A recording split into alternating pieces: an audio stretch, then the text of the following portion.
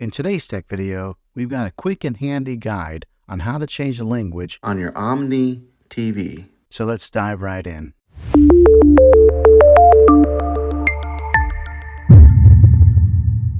Step 1. Accessing the menu. First things first, grab your remote control and press the menu button. This will take you to the main menu where you can make the changes. Step 2.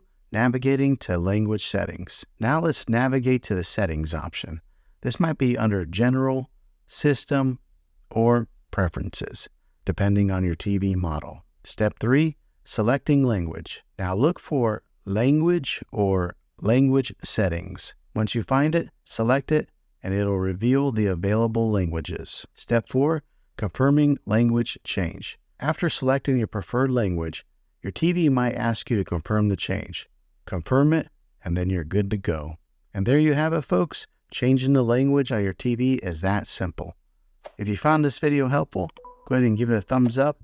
Go ahead and subscribe to my channel. I make tech videos all the time, and I'd love to have you back in the next one. Take care.